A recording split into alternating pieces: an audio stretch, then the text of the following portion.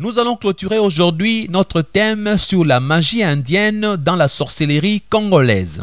Si vous voulez des détails, suivez donc la première partie de cet enseignement. Toujours chez les Indiens, sachez qu'ils adorent plusieurs dieux, mais ont des croyances qui paraissent pieuses. Des croyances telles que pas des rapports sexuels avant le mariage. Pourquoi pas des rapports sexuels avant le mariage chez les Indiens? Ce n'est pas à cause de la crainte des dieux bien-aimés. C'est parce que dans la magie indienne, si un homme ou une femme est sorcière et qu'elle veut ou il veut t'initier dans la sorcellerie, ou au lieu de t'initier, c'est ta mort qu'on cherche, elle va ou il va simplement chercher à coucher avec toi. Une fois l'acte sexuel terminé, dans le monde mystique, cela est un pacte que tu viens de signer. Si c'était pour te tuer, alors ils vont te tuer. Si c'était pour t'initier, ils vont t'initier et tu vas devenir soit sorcière, soit sorcier, de façon inconsciente ou de façon consciente. Si c'était pour te tuer, tu vas mourir. Savez-vous pourquoi? Parce que la Bible nous dit que le diable est notre accusateur. Il nous accuse chez Dieu.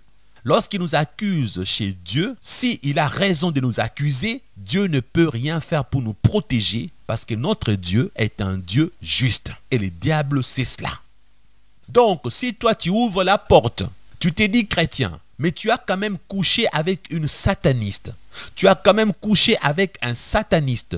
Tu ne seras plus protégé. En ouvrant la porte, ils vont t'avoir. Dieu ne protège que ceux qui le craignent. La Bible dit, l'ange de l'Éternel campe autour de ceux qui le craignent pour les arracher du danger. La protection divine a besoin de la crainte de l'Éternel.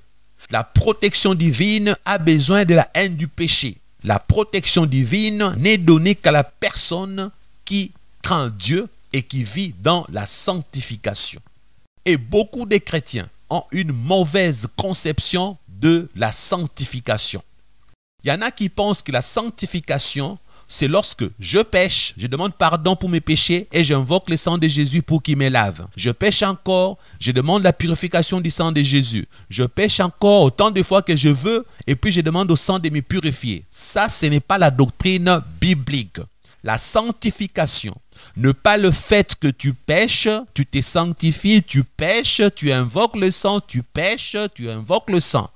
La sanctification, c'est le fait que tu as décidé de vivre une vie pieuse.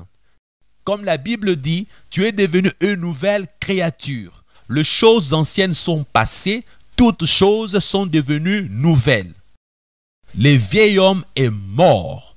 Tu as pris la décision de mettre la parole de Dieu en pratique, en vivant dans la sanctification, dans la haine du péché et dans la crainte de l'Éternel. Maintenant, les péchés dans ta vie, un accident. C'est ainsi que lorsque tu pêches accidentellement, tu demandes pardon, Dieu te pardonne.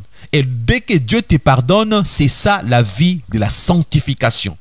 Tu n'auras pas forcément besoin d'invoquer le sang pour te purifier parce que tu es déjà sanctifié. Tu as ce que nous appelons la sainteté des positions. La sainteté des positions, c'est le fait qu'en âme et conscience, tu vis une vie pieuse. Cela ne veut pas dire que tu ne pécheras plus jamais. Chaque fois que tu auras à pécher, ça sera par accident et par inadvertance et non pas volontairement. Lorsque tu continues à commettre des péchés volontaires, même si tu invoques le sang, ne pense pas que tu vis dans la sanctification. Voilà pourquoi beaucoup d'hommes et femmes qui vivent dans le péché de façon volontaire, qui se sanctifient dans leur prière, ils arrivent toujours à faire des cauchemars la nuit. Tu rêves qu'on est en train de t'attaquer, tu te mets à prier, à crier le nom de Jésus, mais tu sens que la voix ne sort pas. Tu essaies de dire Jésus, la voix ne sort pas. Et tu te rends compte que le nom de Jésus dans tes rêves n'avait pas de puissance malgré que tu avais prié avant de dormir. Cela s'est fait tout simplement parce que le nom de Jésus prononcé dans la bouche d'une personne qui ne le craint pas n'aura aucun effet. Le nom de Jésus n'a de puissance que s'il sort dans la bouche d'une personne qui met la parole de Dieu en pratique. Amen. Donc, chez les Indiens, les satanistes se protègent contre les autres. Ils savent que le moyen le plus facile pour se faire avoir par un autre sataniste puissant est de contracter les rapports sexuels. Ce ne sont que des Africains qui jouent avec les rapports sexuels. Frères et sœurs, les Indiens ne jouent jamais avec les rapports sexuels. Parce que dans les rapports sexuels, il y a toute forme de contamination dans le monde spirituel. Ça veut dire quoi? La sorcellerie étant une œuvre de la chair, elle a besoin. La magie et la sorcellerie ont besoin que toi tu pêches dans ton physique. Tout ce que tu produis comme acte qui n'est pas la parole de Dieu ni la volonté de Dieu ouvre une porte dans le spirituel pour que le diable ait accès et agisse dans ta vie. C'est pourquoi la Bible dit, celui qui s'attache à une prostituée devient même chair. Je vous ai dit dans un enseignement précédent, lorsqu'on dit la prostituée, on fait allusion à toute personne qui n'est pas ton partenaire dans le mariage. L'exemple de la prostituée est donné facilement car depuis longtemps, ce sont des prostituées qui vendent leur corps pour de l'argent. Et la Bible nous dit, s'attacher à une femme, tu deviens même chair. Si tu t'attaches à 100 femmes, tu es même chair à 100 femmes. C'est une loi biblique établie par Dieu. C'est ainsi que, lorsque toi tu couches avec une sorcière ou une magicienne, le diable ira toujours t'accuser chez Dieu en montrant le pacte spirituel que tu as signé en t'accouplant avec un de ses serviteurs ou une de ses servantes. C'est ainsi que on te jettera de sorts, de malédictions, ou si tu as de la malchance, on te tuera directement. Tu vas mourir dans un accident de voiture ou par une maladie impossible. Bref, tu vas connaître un sort désastreux. Pour une fille qui avait couché avec un sorcier ou un magicien, on pourra mettre sur son visage un masque de vieillesse pour bloquer son mariage, pour qu'elle ne se marie jamais. On pourra aussi bloquer sa maternité pour qu'elle ne conçoive jamais. Ils vont même très loin. Ils vont prononcer d'autres types de malédictions contre toi pour t'empêcher de réussir dans la vie et d'être heureux ou heureuse. Vous avez aussi entendu parler des femmes et maris de nuit. Ça aussi, j'ai eu à prêcher contre ça durant des années.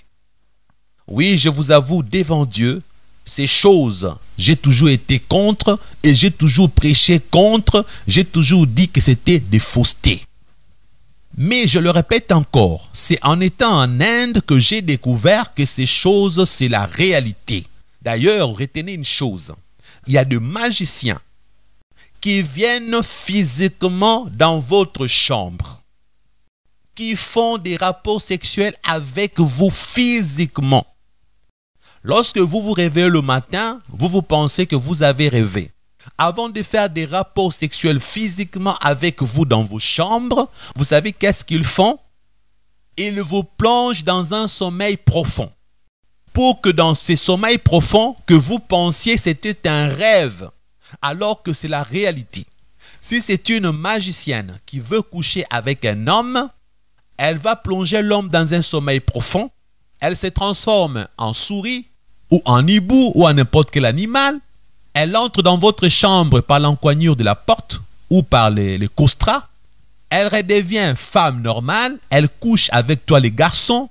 Lorsque tu te réveilles le matin, tu te rends compte que tu as mouillé ton pantalon. Et tu te souviendras que tu étais en train de rêver que tu couchais avec une jolie femme et que tu avais eu ta jouissance dans ton rêve. À vrai dire, ça s'est réellement fait. Et oui, des choses difficiles à croire. Mais, je vous informe encore, ce sont des choses que j'ai entendues par des gens qui ont eu à le faire.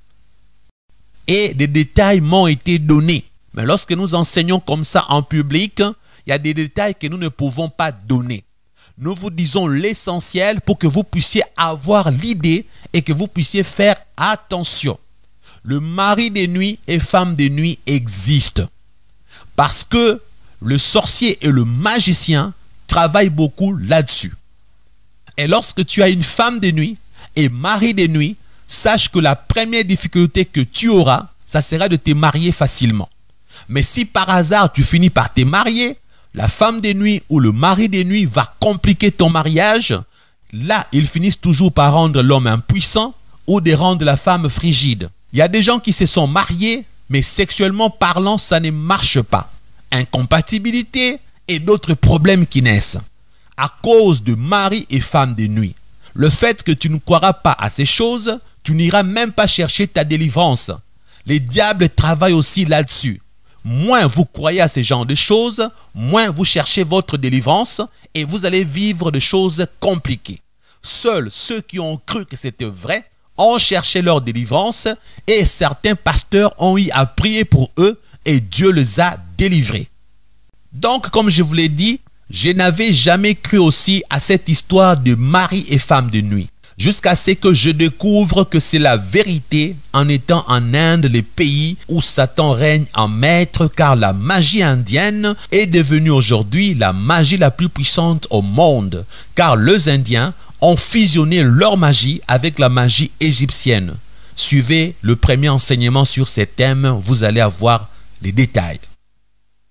Donc, pour le mari et femme de nuit, il ne s'agit aucunement des répercussions que tu subiras au niveau de l'esprit. C'est au niveau de ton corps physique, dans ce monde réel, car je vous ai déjà démontré que la magie, c'est une œuvre de la chair. Je disais tout à l'heure, si tu es un garçon et que tu as une femme de nuit, voici les conséquences que tu auras au niveau de ton corps. Tu vas rêver souvent que tu es en train de coucher avec des femmes dans ton sommeil. Et lorsque tu vas te réveiller, tu vas constater que tu avais mouillé ton pyjama. Tu sentiras des sensations réelles dans ton corps physique. Pareil pour une fille qui a un mari de nuit.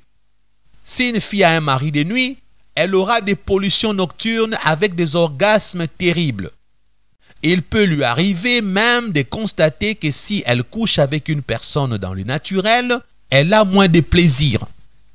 Un garçon aussi peut constater que dans ses rêves, c'est mieux les rapports sexuels que dans la vie normale. Donc, si tu le fais la nuit, dans ton sommeil, cela t'apporte beaucoup plus de plaisir. Fais attention. C'est des maris de nuit et femmes de nuit comme on les appelle. Je rappelle encore ce que j'ai déjà dit.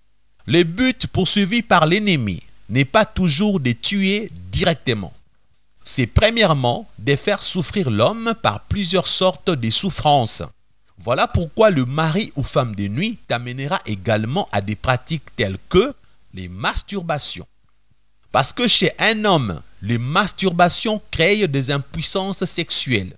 Les masturbations ouvrent des portes à l'ennemi Satan pour te posséder ou t'oppresser.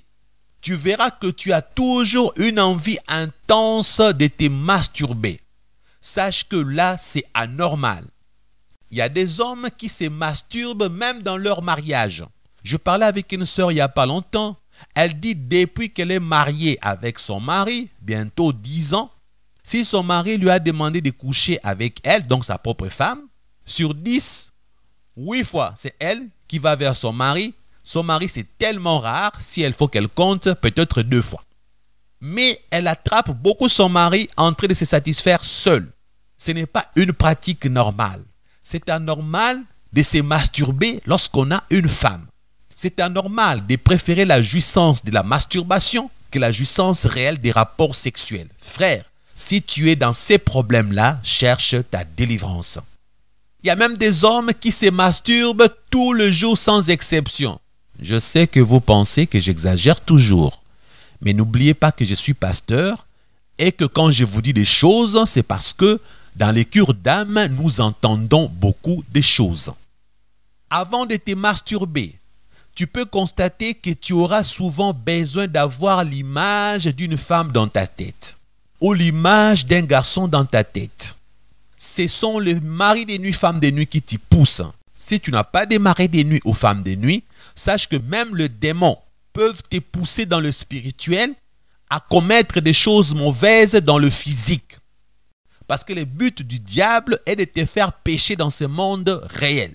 Donc, je répète, si c'est démoniaque, Si c'est satanique, parce que la masturbation est toujours démoniaque et satanique, ce n'est pas une œuvre que Dieu a créée, donc le diable va vouloir te faire pécher à tout prix.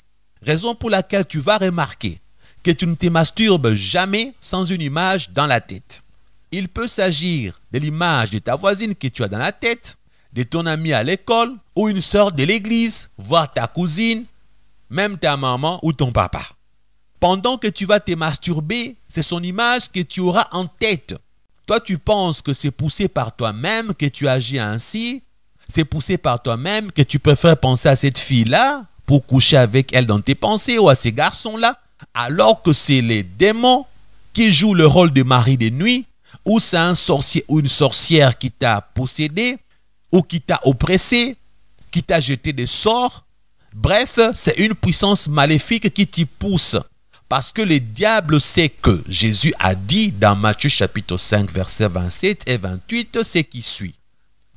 Vous avez appris qu'il a été dit, tu ne commettras point d'adultère. Mais moi, je vous dis que quiconque regarde une femme pour la convoiter a déjà commis un adultère avec elle dans son cœur. C'est ce que dit Jésus. Et le diable le sait. Comme le but est de te faire souffrir, de te faire pécher, péché sur péché, parce qu'un péché en amène toujours un autre, un péché en entraîne toujours un autre. Là déjà, tu viens de pécher parce que Jésus a dit, si tu as une personne dans ta tête, tu la convoites. Pour Jésus, tu as déjà péché avec elle dans ta tête.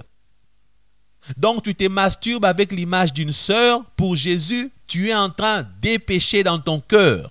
Et encore mieux, comme tu te masturbes avec ton corps, tu as commis double péché. Tu as péché dans ton corps parce que la Bible dit, votre corps est le temple du Saint-Esprit.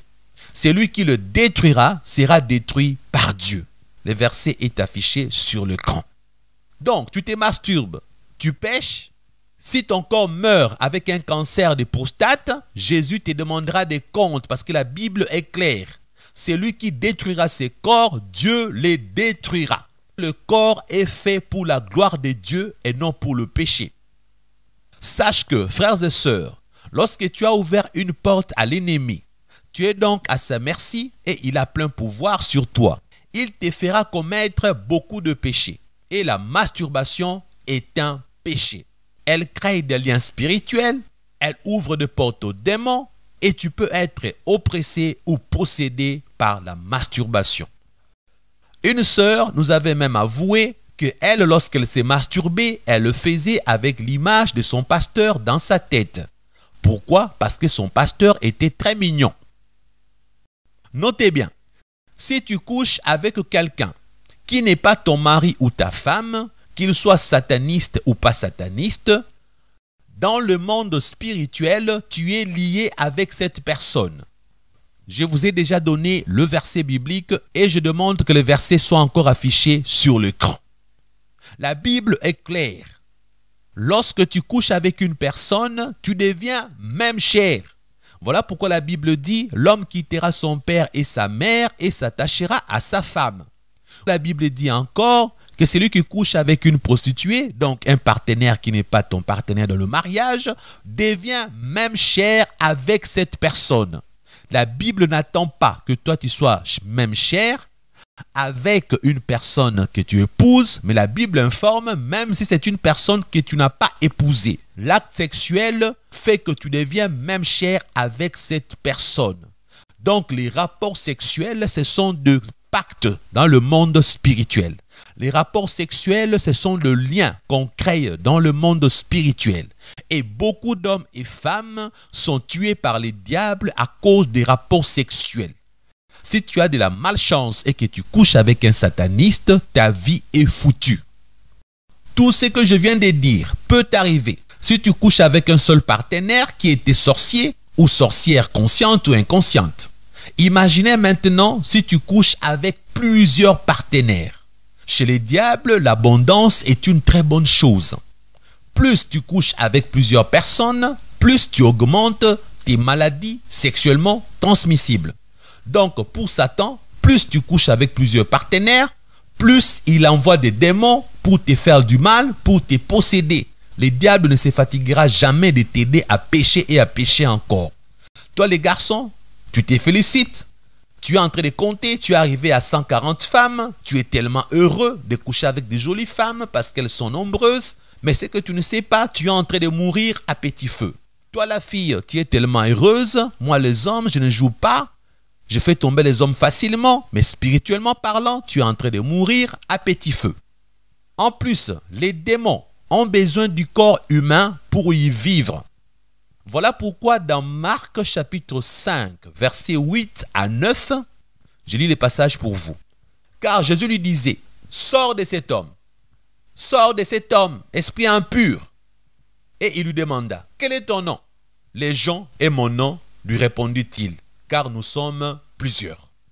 Frères et sœurs, Jésus connaît toutes choses. Pensez-vous que Jésus ne connaissait pas les noms des démons qui étaient dans le corps de cet homme? Il connaissait. Pourquoi a-t-il posé la question? Il a posé la question pour nous enseigner nous. Il a posé la question pour nous apprendre un plus. Que dans le corps d'un seul homme, on peut trouver plusieurs démons, même 1000 démons. Donc, Jésus nous enseigne ici que faisons attention. Il dit, quel est ton nom? La réponse, Légion. Pourquoi? Nous sommes plusieurs. Donc, toi qui couches avec plusieurs partenaires, tu es en train de recevoir dans ton corps beaucoup de démons. Tu es en train de recevoir beaucoup de maladies spirituellement transmissibles. Tu es en train de recevoir des tonnes et des tonnes de malédictions.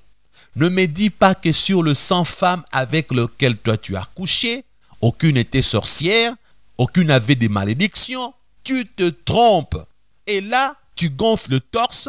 Tu penses que parce que tu t'es converti, tu n'as pas besoin de délivrance. Il y en a même qui se permettent de dire, maman, délivrance, wana, ezaya maman olangi. Frères et sœurs, la délivrance n'est pas une invention des mamans olangi. La délivrance est biblique. Si dans ton église, on ne te prêche pas la délivrance, on t'induit en erreur.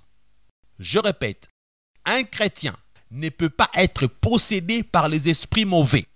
Mais la précision est la suivante. Celui qui se dit chrétien, qui couche avec plusieurs partenaires en dehors du mariage, peut être possédé par les esprits mauvais. Pour la simple raison qu'il est un chrétien de nom, mais il se comporte comme un païen. Donc quand la Bible dit qu'un chrétien ne peut pas être possédé, il s'agit d'un vrai chrétien, né de nouveau, qui a fait mourir en lui le vieil homme. Toi qui se dis chrétienne et chrétien, qui continue dans l'impudicité, tu peux être possédé parce que devant Dieu, tu es un faux chrétien. La Bible dit dans Apocalypse chapitre 3, verset 15, je crois, ou verset 16, je ne sais pas, on affiche le verset sur le petit écran. 15, lisons jusqu'à 16. Si tu n'es ni chaud ou froid, je te vomirai. Lorsque tu as un pied dedans, un pied dehors, Dieu te vomit. Donc tu te crois toujours chrétienne ou chrétien, tu es déjà vomi par Dieu, tu es déjà possédé à cause de tes péchés. Tu es devenu un ex-chrétien ou une ex-chrétienne sans t'en rendre compte. N'aie pas honte. Cherche ta délivrance en secret chez un vrai serviteur de Dieu. On va te délivrer et tu redeviendras le chrétien ou la chrétienne que tu étais avant. Si tu persistes à croire que tu n'es pas possédé, malgré le 100 femmes avec lesquelles tu as couché, malgré tout le péché que tu as commis, les avortements que tu as eu à faire, tu penses que par tes avortements, tu n'as pas contracté des esprits mauvais. Lorsque tu te trompes, la Bible dit, mon peuple périt faute de connaissances. Sache que l'ignorance n'est pas une excuse. Si tu ne prends pas conscience, tu vas demeurer maudit, demeurer possédé. Et lorsque tu vas mourir, tu vas être surpris et surprise et il sera trop tard. Revenons. Vous savez, en Inde, les Indiennes sont tellement très belles, très jolies. Et les hommes africains, congolais aussi, aiment beaucoup sortir avec les Indiennes. En plus, une Indienne est prête à coucher avec un Africain plutôt qu'avec un Indien. Savez-vous pourquoi? Parce qu'ils savent que la sorcellerie africaine, que la sorcellerie congolaise est faible face à la magie indienne. Donc une indienne se méfie plus d'un indien parce qu'il a peur de coucher avec un sataniste plus puissant que lui ou elle, ou si elle est carrément païenne, elle n'a pas touché au fétiche, elle est quand même idolâtre, elle a quand même peur de tomber chez un sataniste parce qu'elle sait que contracter un rapport sexuel avec un sataniste équivaut à vendre son âme. Les Indiens préfèrent coucher facilement avec les Africains. Malheureusement, nos amis africains qui sont en Inde ne comprennent pas la réalité spirituelle. Je ferme la parenthèse. J'aimerais nous dire une chose avant de terminer cet enseignement, puisque nous sommes à la dernière séance. Rien ne sert forcément de brûler le sorcier vivant ou de le chasser de chez vous. L'arme pour le vaincre est de marcher selon l'esprit. En ces cas-là, ils n'auront aucun pouvoir dans le monde spirituel contre vous. Lorsque tu sais que tu habites avec un sorcier, écoute-moi très bien. Premièrement, veille simplement sur ta marche chrétienne. Deuxièmement, combat les démons que le sorcier va t'envoyer avec le nom de Jésus. Notez bien, si tu ne marches pas selon l'esprit, les démons que t'envoient les sorciers auront la main mise sur toi. Chasser des sorciers dans ta maison ne résout pas toujours le problème car le sorcier n'a pas forcément besoin d'habiter chez toi pour t'attaquer. Si tu vis dans le péché, même si le sorcier est en Inde, il va t'attaquer au Congo. Même s'il est aux États-Unis, il va t'attaquer au Congo. La distance ne compte pas. La solution est de vivre la vraie vie chrétienne. Quoi qu'il soit loin, il va t'envoyer de loin là où il est des démons pour te faire du mal. Il t'enverra le démon à distance, où lui-même va se déplacer parce que le magicien et le sorcier savent comment faire pour voyager, se déplacer et entrer dans vos maisons. Sauf dans la maison de vrais chrétiens. Beaucoup de chrétiens qui vivent dans le péché chassent les démons et pensent qu'ils sont partis. Mais les démons se moquent d'eux, car ils demeurent présents dans leur vie. Beaucoup de faux chrétiens font des délivrances, crient sur le démon, le chassent, mais les démons se moquent d'eux. Vous savez pourquoi?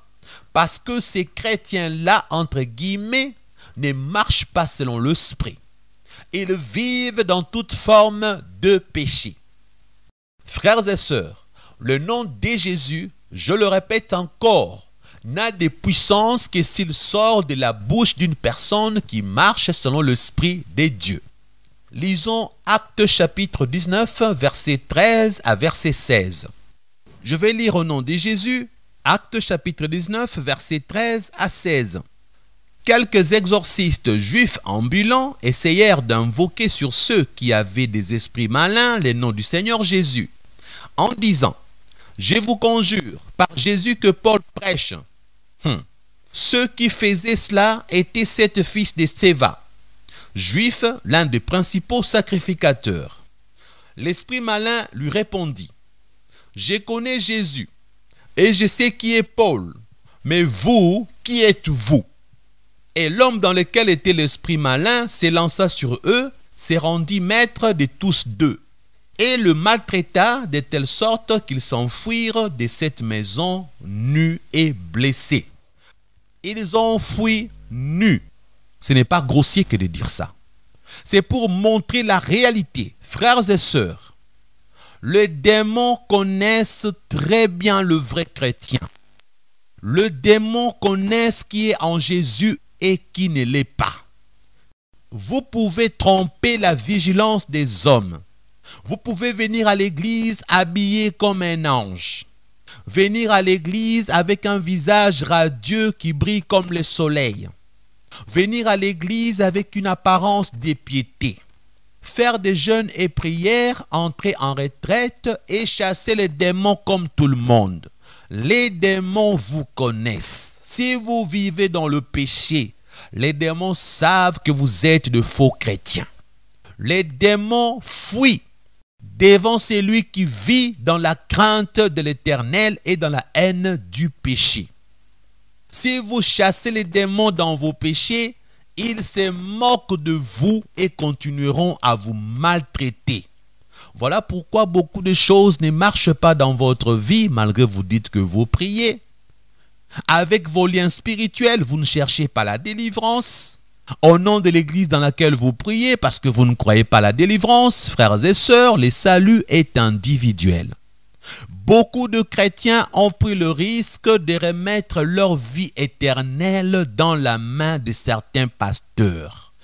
Le Seigneur m'a demandé de vous dire, vous n'appartenez pas à votre pasteur, vous n'appartenez pas à votre apôtre, vous n'appartenez pas à votre prophète. Ne remettez pas votre éternité dans la main d'un homme qui est serviteur de Dieu.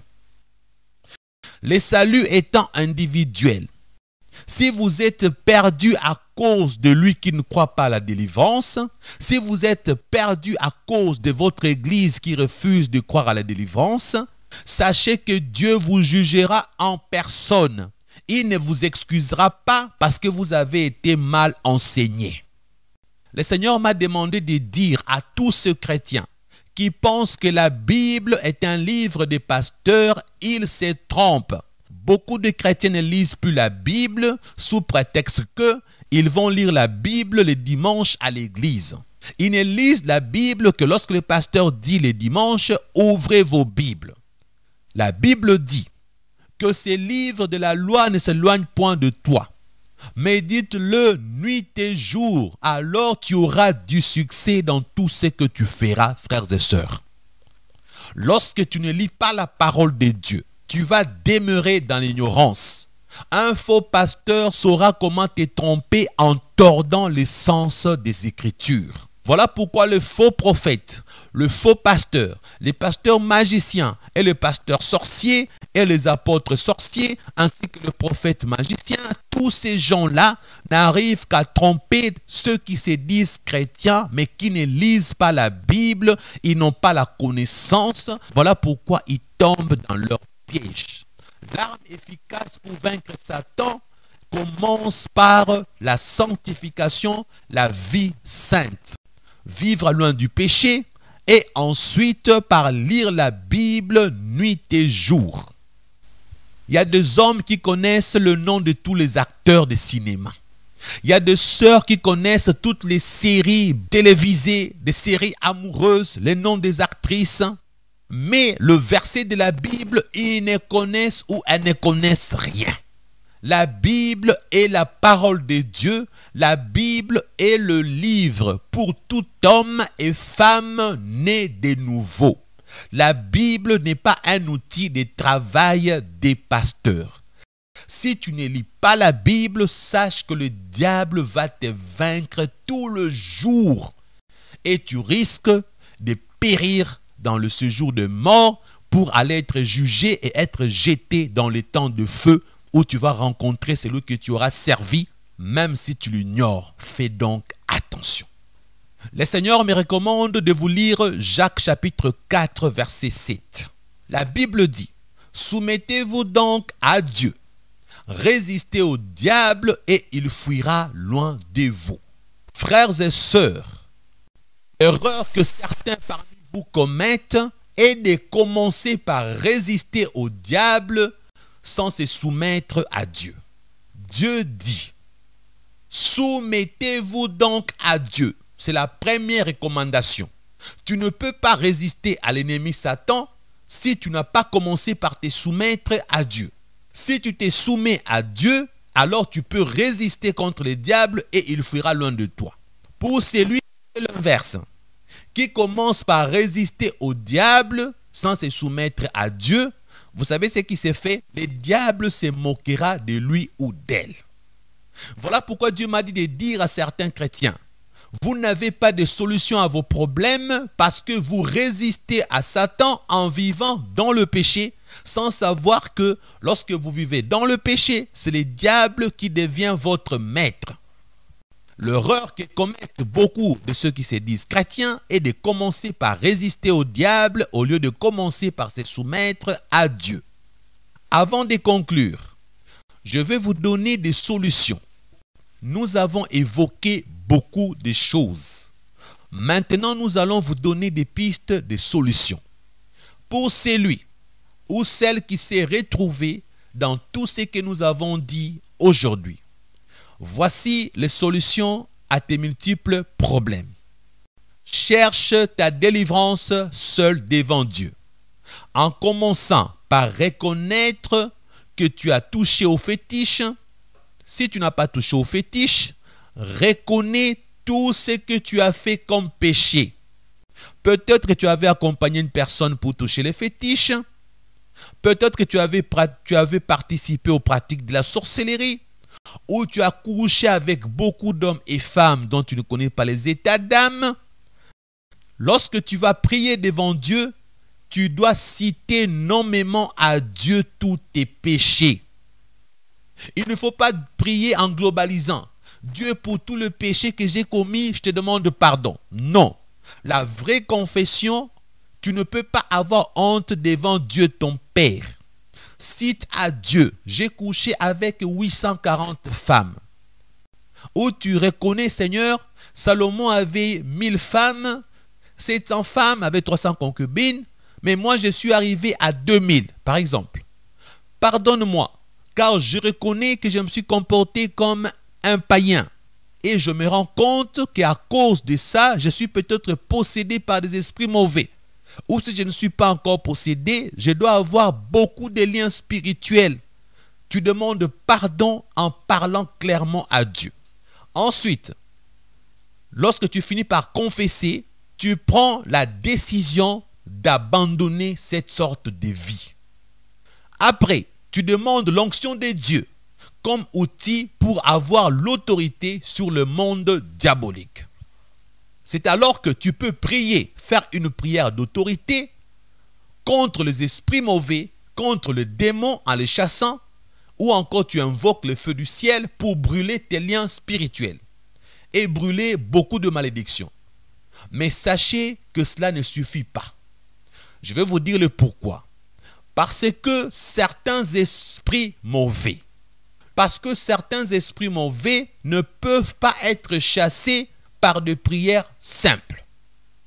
Certains liens spirituels, certaines malédictions spirituelles ne peuvent pas être vaincus par de simples prières. Certaines chaînes démoniaques ne se brisent pas par de simples prières. Je vais vous prouver cela dans Matthieu chapitre 17, versets 14 à 21. Lorsqu'ils furent arrivés près de la foule, un homme vint se jeter à genoux devant Jésus et dit : « Seigneur, aie pitié de mon fils, qui est lunatique et qui souffre cruellement. Il tombe souvent dans le feu et souvent dans l'eau. Je l'ai amené à tes disciples, et ils n'ont pas pu les guérir. » « Race incrédule et perverse, répondit Jésus. Jusque à quand serai-je avec vous? Jusque à quand vous supporterai-je? Amenez-les-moi ici. Jésus parla sévèrement au démon qui sortit de lui et l'enfant fut guéri à l'heure même. Au verset 19, alors les disciples s'approchèrent de Jésus et lui dirent en particulier : « Pourquoi n'avons pas pu chasser ces démons? C'est à cause de votre incrédulité, leur dit Jésus. Je vous le dis en vérité.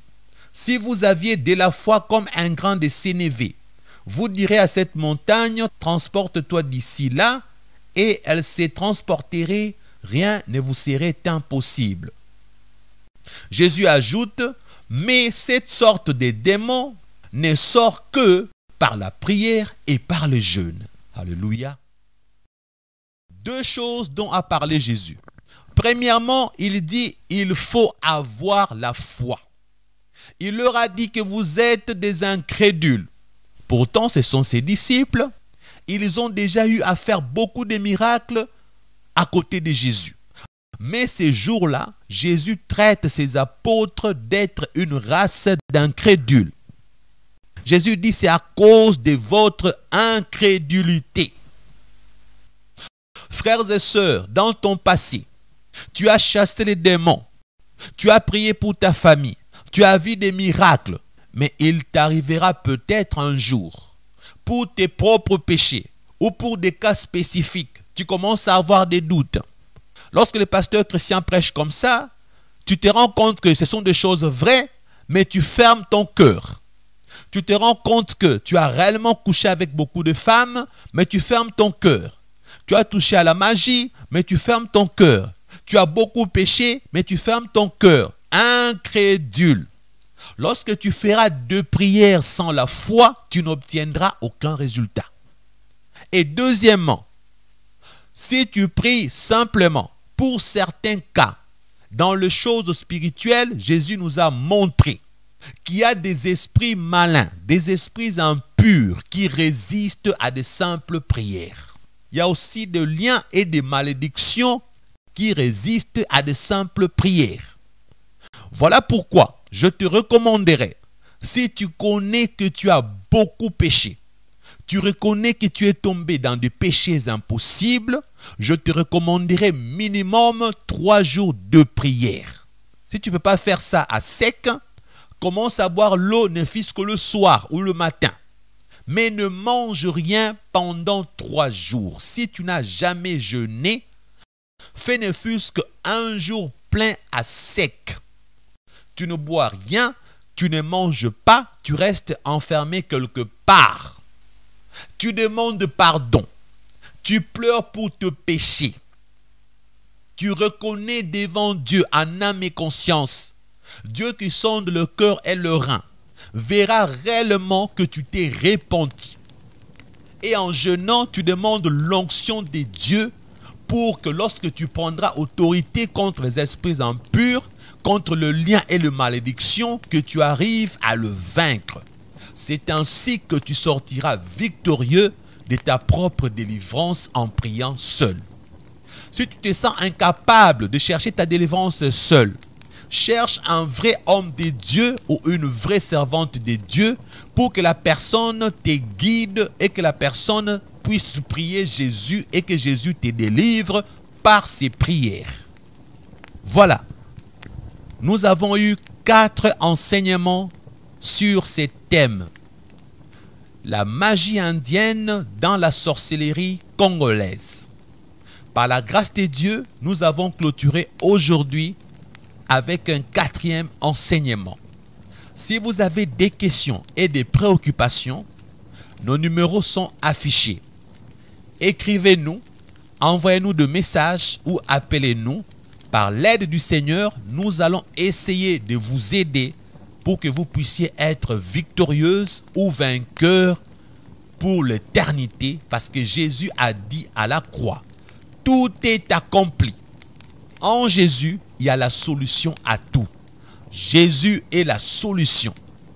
Il ne déçoit jamais ceux qui viennent à lui avec tout leur cœur, avec sincérité, en renonçant au péché et en changeant de vie.